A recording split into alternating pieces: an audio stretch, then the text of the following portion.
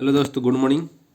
आइए आज आप लोग को वन लिनियर जो है सीटेट से रिलेटेड जितने भी पेडागोजी से रिलेटेड और सीडीपी से जो है ये क्वेश्चन आप लोग को ये प्रैक्टिस सेट शायद 7वां होगा। ठीक है, तो आइए स्टार्ट करते हैं। कर्ट लेविन कहाँ के मनोवैज्ञानिक थे? जर्मनी के मनोवैज्ञानिक थे। गेस्टाल्टवादी क्या है? जर्मनी के विद्वानों का समूह है। ठीक है, जिसको मैं गेस्टाल्टवादी के रूप में कौन कौन समझे जाते हैं? तो कोहलर थे, कर्ट कोफका और कर्ट लेविन थे, और ये आप लोग का वर्दाइमर महोदय थे। ठीक है, तो ये चार्ट हो याद रखिएगा। फिर आइए आप लोग का कर्ट लेविन किस संप्रदाय के समर्थक थे? तो कर्ट लेविन जो थे किस संप्रदाय के समर्थक थे? तो संज्ञानवादी। ठीक है, क्षेत्र सिद्धांत को किस किस नाम से जाना जाता है? तो संज्ञानात्मक क्षेत्र सिद्धांत, स्थान मनोविज्ञान सिद्धांत और फिर बाल दिशा मनोविज्ञान। ठीक है, कर्ट लेविन के लिए क्षेत्र सिद्धांत में क्षेत्र का अर्थ क्या है? जीवन के विभिन्न क्षेत्रों से है। जीवन के विभिन्न क्षेत्रों से, जैसे शिक्षा का क्षेत्र, स्वास्थ्य का क्षेत्र, यही है कर्ट लेविन का क्षेत्रीय सिद्धांत। अधिगम का श्रेणी क्रम सिद्धांत किसने दिया था? तो रॉबर्ट गेने ने दिया था। अधिगम का श्रेणी क्रम सिद्धांत रॉबर्ट गेने ने दिया था। फिर आइए, रॉबर्ट गेने किस संप्रदाय के समर्थक थे? तो रॉबर्ट गेने जो समर्थक थे वो किस संप्रदाय के थे? संज्ञानवादी थे। रॉबर्ट गेने कहाँ के मनोवैज्ञानिक थे? तो ये अमेरिका के वैज्ञानिक थे। रॉबर्ट गेने ने बालकों के विकास को ध्यान में रखते हुए अधिगम की प्रक्रिया को कितने भाग में बांटा है? तो रॉबर्ट गेने के द्वारा 8 भागों में बांटा गया है, जिसको मैं पहला है संकेत अधिगम। क्या है? पहला आप लोग का संकेत अधिगम, दूसरा उद्दीपक अधिगम मतलब ऐसा थ्योरी, स्टिमुलस रिस्पॉन्स थ्योरी भी कहते हैं। श्रृंखला अधिगम, शाब्दिक अधिगम, बहु विवेदन अधिगम, प्रत्यय और सिद्धांत अधिगम और समस्या समाधान अधिगम। ठीक है, फिर आइए, रॉबर्ट गेने के अनुसार अधिगम का सबसे निम्न स्तर कौन सा है? तो संकेत अधिगम सिद्धांत है, जो ये सबसे निम्न स्तर है, सबसे नीचे का। रॉबर्ट गेने के श्रेणी क्रम सिद्धांत के अनुसार अधिगम का सबसे उच्चतम स्तर कौन सा है? तो समस्या समाधान अधिगम है। रॉबर्ट गेने के अनुसार बालक का अधिगम कब पूरा हो जाता है? तो 12 वर्ष के उपरांत, जब वह अपनी समस्याओं का समाधान करने लगता है, तब अधिगम पूरा हो जाता है। ये रॉबर्ट गेने के अनुसार बोला गया है। शास्त्रीय अनुबंधन सिद्धांत आप लोग को वीडियो में बता दिए हैं, देख लीजिएगा जाके। पावलोव का शास्त्रीय अनुबंधन सिद्धांत, एक कंडीशन रिस्पॉन्स थ्योरी। ठीक है, पावलोव किस संप्रदाय के समर्थक थे? तो व्यवहारवादी थे। ठीक है, डमरू पर बंदर का नाचना किस सिद्धांत पर आधारित था? तो शास्त्रीय अनुबंधन सिद्धांत पर आधारित है। क्यों? क्योंकि यहाँ पे प्रैक्टिस करवाया जाता है। ठीक है, कि जितना ज़्यादा प्रैक्टिस कीजिएगा उतना मतलब कि वो अच्छे से कर पाएगा। तो जो डमरू पर बंदर नाचता है उसको पहले क्या किया जाता है? प्रैक्टिस करवाया जाता था। जिस तरह से ये पावलो का जो कुत्ता पे प्रयोग किया गया था, लार का टपकना, ठीक है, तो वो क्या किया जाता था? बार बार दोहराया गया था, प्रैक्टिस करवाया गया था, तब जाके उसको फिर घंटी पे क्या होता था? उसका लार टपकना स्टार्ट हो जाता था। अब नेक्स्ट आइए, खेत में बीजुका का खड्डा करना एवं उसे देखकर पक्षियों का भागना किस सिद्धांत पर कार्य करता है? तो यह आपका शास्त्रीय अनुबंधन सिद्धांत पर ही कार्य करता है। सुल्तान नाम के चिंपांजी पर किसने प्रयोग किया था? तो कोहलर किस संप्रदाय के थे? तो संज्ञानवादी थे। चूहे पर अपना प्रयोग किसने किया था? तो स्किनर महोदय का किया गया था। ये सब आप लोग को थ्योरी बताया जा चुका है, स्किनर, जीन पियाजे, वाइगोत्स्की। ठीक है, ये सब चीज़ें देख लीजिएगा जाकर। गर्भवती महिला का वजन कितना बढ़ जाता है? 10 केजी से 12 केजी तक बढ़ जाता है। मनुष्य किस प्रजाति में आता है? तो होमो सेपियंस में आता है। जन्म के समय बालक का वजन कितना होता है? तो लगभग 2 केजी 700 ग्राम या फिर 7 से 7.5 पाउंड तक होता है। शिक्षा मनोविज्ञान की उत्पत्ति कब हुई है? एग्जैक्टली डाटा नहीं बोल सकते हैं, लेकिन लगभग इतना बोल सकते हैं। शिक्षा मनोविज्ञान की उत्पत्ति कब हुई है? 1900 में। मनोविज्ञान को एक विषय के रूप में निश्चित आधार देने का श्रेय किसको जाता है? तो विलियम जेम्स को। यह अमेरिका के मनोवैज्ञानिक थे। अमेरिका के मनोविज्ञान के जनक किसे माना जाता है? तो विलियम जेम्स को माना जाता है। छोटे मोटे चौड़े तथा गोल व्यक्ति क्रेस्मर द्वारा किए गए व्यक्तित्व वर्गीकरण के किस श्रेणी में आते हैं? तो ये आते हैं पिकनिक्स की श्रेणी में आते हैं। व्यक्तिक मनोविज्ञान के सिद्धांत के प्रतिपादक एडलर थे। किस विद्वान ने सामाजिक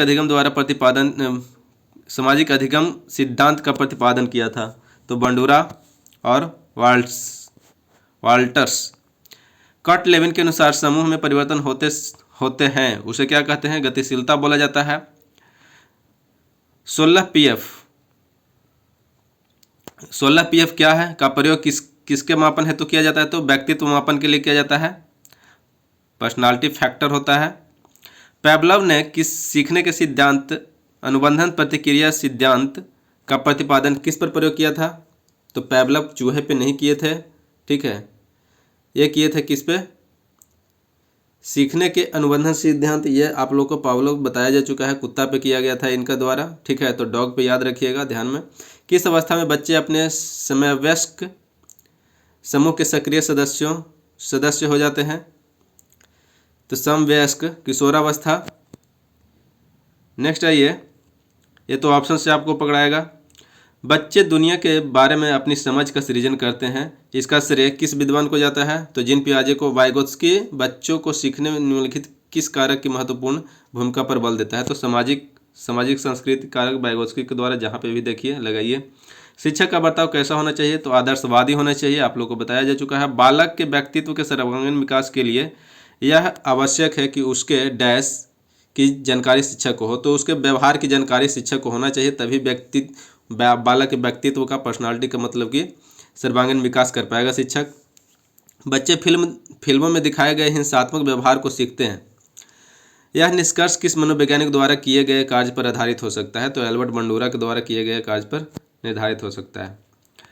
समाजीकरण का अर्थ क्या होता है? समाज में समायोजन बैठा कर चलना, मतलब कि समाज में किस तरह से बड़ों से व्यवहार करना है, छोटों से व्यवहार करना है, कब क्या बोलना है, कब क्या देखना है, कब क्या करना है, ठीक है। तो ये होता है समाज में समायोजन को बैठाना, तो ये समाजीकरण। सबसे अधिक गहन और जटिल समाजीकरण कौन सी अवस्था में आता है? तो किशोरावस्था के दौरान।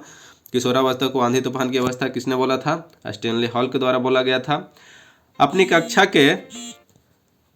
कक्षा के बच्चों में समाजीकरण की प्रक्रिया को तेज करने के लिए शिक्षक को अपना बर्ताव स्नेहपूर्ण और सहानुभूतिपूर्ण रखना चाहिए। समाजीकरण की प्रक्रिया में अनुकरण को उपयोगी तथा विकासात्मक बनाने के लिए आवश्यक तत्व कौन सा है? तो परिवार एवं पड़ोस है। मानसिक विकास की औपचारिक संक्रियात्मक अवस्था की मुख्य विशेषता कौन सी है? तो अमूर्त चिंतन। नेक्स्ट है, ये सब ऑनलाइनर क्वेश्चन है, आप लोग अगर कहीं पे गलती होता है तो उसको सुधार कर सकते हैं, ठीक है। कोहलबर्ग के अनुसार सही और गलत के बारे में निर्णय लेने में शामिल चिंतन प्रक्रिया को क्या कहते हैं? तो नैतिक तर्कना बोला जाता है। पियाजे के अनुसार संज्ञानात्मक विकास के किस चरण पर बच्चा वस्तु स्थायित्व को प्रदर्शित करता है? तो मूर्त संक्रियात्मक अवस्था। मूर्त संक्रियात्मक अवस्था आप लोग बताइए कितने से कितने वर्ष की होती है? तो देखिए, मूर्त संक्रियात्मक अवस्था 7 से 11 वर्ष तक होती है, अमूर्त संक्रियात्मक अवस्था 11 से ऊपर की होती है, ठीक है। ये याद रखिएगा, जीन पियाजे का 4 था नियम, मतलब कि विकास के 4 अवस्थाएं था, जो कि था पहला संवेदी पेशीय अवस्था, फिर था आपको प्राक संक्रियात्मक अवस्था और मूर्त संक्रियात्मक अवस्था और अमूर्त या फिर औपचारिक संक्रियात्मक अवस्था। वह स्तर जिसमें बच्चा किसी वस्तु एवं घटना के बारे में तार्किक रूप से सोचना शुरू करता है उसे क्या कहा जाता है? पूर्व क्रियात्मक अवस्था कहा जाता है। बालक में नकारात्मक सोच कौन सी अवस्था में उत्पन्न हो जाती है? तो किशोरावस्था में। क्षेत्र सिद्धांत, ये तो कर्ट लेविन के द्वारा। कर्ट लेविन कहाँ के मनोवैज्ञानिक थे ये भी बताया जा चुका है। गेस्टाल्टवादी में कौन कौन आते हैं ये बताया जा चुका है, ठीक है। ये सारा चीज़ें हो गया है। कर्ट लेविन सिद्धांत, शिक्षा का क्षेत्र और स्वास्थ्य का क्षेत्र। अधिगम का श्रेणी क्रम सिद्धांत किसने दिया था? तो ये सब संज्ञानवादी रॉबर्ट गेनेक क्या थे? संज्ञानवादी। मानसिक आयु के माध्यम से बुद्धि को परिभाषित किसने किया था? तो आप लोग याद रखिएगा, अल्फ्रेड बिन्ने के द्वारा। मानसिक आयु और वास्तविक आयु बुद्धि के 2 प्रकार बताए थे, जिसको MA/CA × 100 जो होता है IQ का फॉर्मूला होता है, ठीक है। मेंटल एज और क्रोनोलॉजिकल एज। अल्फ्रेड बिन्ने किस विषय के प्रोफेसर थे? तो मनोविज्ञान के थे। बुद्धि का एक कारक सिद्धांत किसने दिया था? तो अल्फ्रेड बिन्ने और उनके सहयोगियों ने दिया था। उनके सहयोगी में कौन कौन थे? तो टर्मन स्टर्न थे और साइमन थे। स्वयं की भावनाओं तथा संवेगों की नियंत्रित करने की संबंधी को बुद्धि को क्या कहा जाता है? तो भाषाई बुद्धि बोला जाता है। बिन्ने साइमन परीक्षण द्वारा किसका मापन किया जाता है? तो सामान्य बुद्धि का। ऑप्शन से आप लोग को पकड़ाएगा। मानसिक आयु के प्रत्येक का सर्वप्रथम प्रयोग किस विद्वान के द्वारा किया गया था? तो बिन्ने साइमन के द्वारा किया गया था, ठीक है। आज 100 क्वेश्चन करवा देते हैं यहाँ पे। 140 से IQ लेवल वाले बच्चों को किस श्रेणी में रखा जाता है, तो ये रखा जाता है प्रतिभाशाली, ये ध्यान में रखिएगा। और ये जनरल जो होता है सामान्य बुद्धि लब्धि वाले बच्चे कितना से कितना होते हैं IQ लेवल उनका, तो ये होता है 91 से 109, कहीं कहीं भी दिया रहता है 90 से 110 तक दिया हुआ रहता है, तो ये याद रखिएगा, ठीक है। सृजनशीलता मौलिक परिणामों का अभिव्यक्त करने की मानसिक क्या है क्रिया है, कथन किसका था, तो क्रो एंड क्रो का था। मानसिक आयु का प्रत्यय किसने किया था, तो बिन्ने साइमन। गिलफोर्ड ने कितनी मौलिक मानसिक योग्यताओं के आधार पर बुद्धि की संरचना का वर्णन किया था, तो 3। किशोर प्रौढ़ों को अपने मार्ग में बाधा समझता है तो जो उसे अपनी स्वतंत्रता का लक्ष्य प्राप्त करने से रोकता है। यह किसने कहा था, ये याद रखिएगा, कोलेस्निक का था कि किशोर जो है प्रौढ़ों को अपने मार्ग में बाधा समझता है, ठीक है, जो उसे अपनी स्वतंत्रता का लक्ष्य प्राप्त करने से रोकता है। एक कोलेस्निक के द्वारा बोला गया था। किशोरावस्था वह अवस्था है जिसके द्वारा एक विकास समान व्यक्तित्व बाल्यावस्था से प्रौढ़ावस्था तक पहुंचता है। यह कथन किसका था, तो जर्सेल्ट का था। ये सब ध्यान में रखिएगा। 25 से बुद्धि लब्धि वाले जड़ बुद्धि वाले व्यक्ति कहलाते हैं।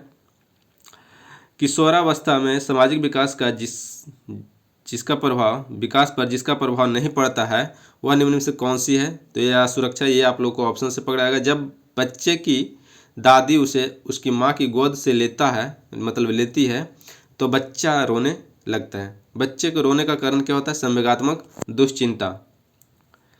निम्नलिखित में से कौन सा सूक्ष्म गतिक कौशल का उदाहरण है, तो लिखना जो है सूक्ष्म गतिक कौशल का है। अगर बोल दिया जाए कि एक फाइन मोटर स्किल होता है या फिर एक ग्रॉस मोटर स्किल होता है, ठीक है। फाइन मोटर स्किल जो होता है ये आप लोग का सूक्ष्म गतिक होता है, और फाइन ग्रॉस मोटर स्किल जो होता है आप लोग का ज़्यादा मतलब कि जैसे देखिए सूक्ष्म लिखना जो होता है ये आप लोग को उंगलियों से होता है, तो ये इसमें मसल्स की क्या होता है कि कम यूज होता है, ठीक है। लेकिन जैसे ही दौड़ रहे हैं या फिर कोई एक्सरसाइज वगैरह कर रहे हैं तो वो सब में आ जाएगा आप लोग का क्या, सूक्ष्म नहीं बल्कि वहाँ पे आ जाएगा आप लोग का ग्रॉस मोटर स्किल, ठीक है। तो ये सब ध्यान में रखिएगा। किशोर दुश्चिंता और स्वयं से सरोकार का अनुभव कर सकते हैं।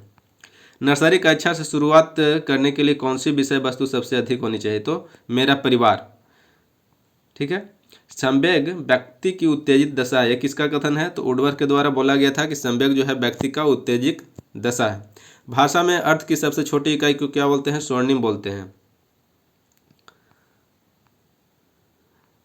पूर्वाग्रही किशोर या किशोरी अपनी डैश के प्रति कठोर होंगे तो समस्या के प्रति। बालिकाओं की लंबाई किस अवस्था में बालकों से अधिक होता है, तो बाल्यावस्था में ज़्यादा होता है। स्वप्न दिवा स्वप्न एवं भाषा के कूटकरण की अवस्था किशोरावस्था को कहा जाता है। बालकों का भाषाई विकास का क्रम क्या है, तो बालकों के भाषाई विकास का क्रम जो है रोना है, रुंदन, बवलाना, हाव भाव, ये सब चीज़ें होता है। बालक सबसे पहले क्या बोलता है, तो व्यंजन, वह जहाँ जैसे माँ, दादा, पापा, बाबा इस तरह से बोलता है। बालक में अपराधी प्रवृत्ति के विकसित होने का मुख्य कारण क्या है, परिवार का वातावरण, ये सब बताया जा चुका है। किस मनोवैज्ञानिक के अनुसार विकास एक सतत और धीमी प्रक्रिया है, तो यह सतत और धीमी प्रक्रिया है, किसके द्वारा है, बोला गया है। ऑप्शन के अनुसार देख लीजिएगा, स्किनर है या फिर कोई और है। बाल्यावस्था होती है 12 वर्ष की आयु, व्यक्तित्व विकास की अवस्था, अधिगम एवं वृद्धि होता है। विकास में वृद्धि से तात्पर्य क्या है, आकार, सोच, समझ, परिपक्वता का संबंध विकास से है। तनाव और क्रोध की अवस्था जो होता है किशोरावस्था होता है। बालक का विकास परिणाम वंशानुक्रम व वातावरण की अंतःक्रिया है।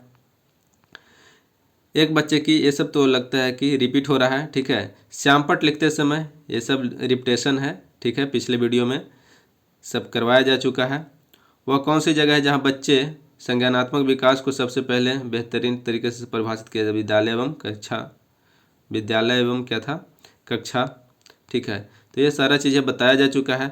शिशु अपने संसार के बारे में अधिकांश बातें खेल के माध्यम से सीखता है। यह किस विद्वान ने कहा था, तो स्टेन के द्वारा बोला गया था, ठीक है। ये सारा चीज़ें बताया जा चुका है अभी उससे ऊपर में। तो ये सब चीज़ें आज के लिए इतना ही, फिर मिलते हैं नेक्स्ट वीडियो में, तब तक के लिए धन्यवाद।